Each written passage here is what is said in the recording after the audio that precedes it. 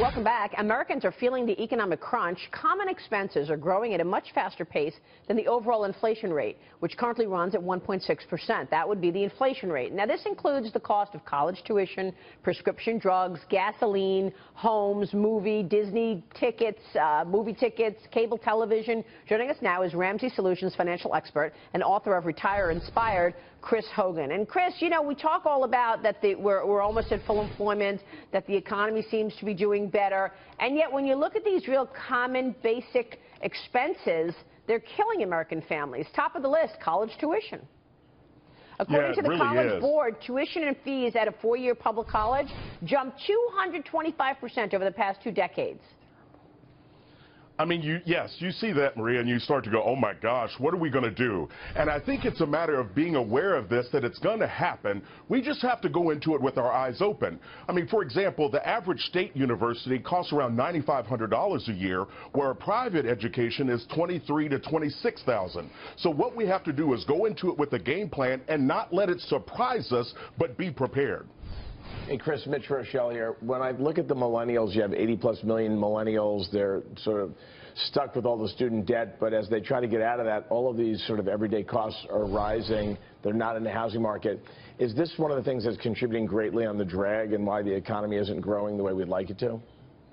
Well, I think it's definitely a contributing factor, but I would tell those millennials that they have to understand a few things. There's a big difference between needs and wants. And so with the everyday living expenses of what I call the 4 walls, your housing, your transportation, your food, and your clothing, you've got to make smarter choices and understand your income versus your expenses.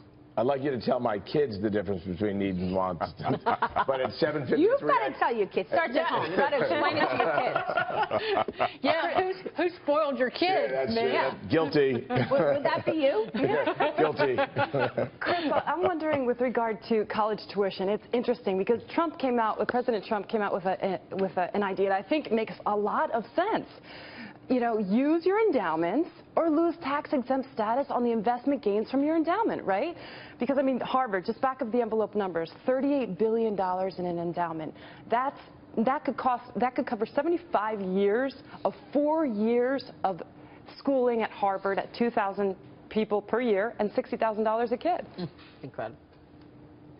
Well, I think one of the things we have to be careful of is we can't allow the government to legislate us to become more smart and aware of money. And so I think it starts at home. I think it's a matter of parents having those conversations with kids and helping them understand what it costs and what they can afford to do. But you go into it with your eyes wide open and with a game plan. And I tell people all the time, don't go into student debt. Even if it takes you longer to go to school, go without student debt so you don't have that strapped around your neck. Yeah, because you have so many other expenses. So let's go through this list. Prescription drug prices, they're also on the rise. In 2015, drug costs accounted for nearly 17% of healthcare spending. From mid-2015 to mid-2016, they jumped nearly 10%.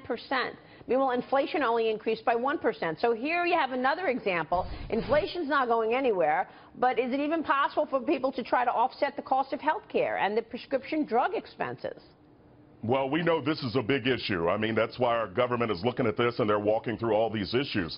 But I tell you, this is concerning for me, especially as we have people that are aging or need this medication to even have a quality of life. And so I would encourage them to be aware of this, look for generic drug options, make sure they're talking to their physician and not just taking the first thing prescribed, and truly understand what they need so they can walk through steps and figure out, is there a better, less cost prohibitive way of getting that medicine? Interesting. There's been a surge, Chris, in retirements overseas because the cost of retiring here is so expensive. We see it in Ecuador and Mexico and Costa Rica. There's been a surge in retirees. In fact, the Miami Herald put out a very interesting piece about in Cuenca, Ecuador, the locals are getting inundated by American retirees and complaining about it because they say, hey, you know, the language issue, the rising costs. So what do you think the answer to that is? I mean, we've seen a lot of retirees leave the U.S. Well, I think we all ultimately have the choice of where we want to live when we retire. But I'm going to tell you, I love America. And so being aware of this and looking and understanding it, where people have that right, I want to be here. This is the country that I love. And so we have to truly do something to help aging Americans to get the medicine that they need. But, Chris, overall, there's so many things that you've seen the prices of decline in recent years because inflation, broadly speaking, is in check. Technology, for example, has made so many things cheaper and made our lives better. And we seem to forget that. We focus on, oh, the cost of pork has gone up in the last year or so. But, you know, food prices are always fleeting. You have increases and then declines. We really do. And ultimately, Dagan, the thing we have as Americans is we have the power of choice. And I think it's just being aware of this and making smarter choices for ourselves. But it goes back to the one thing you all always hear me talking about. Get out of debt and keep your money. Yeah, and save more. Chris, good to see you. Thank you.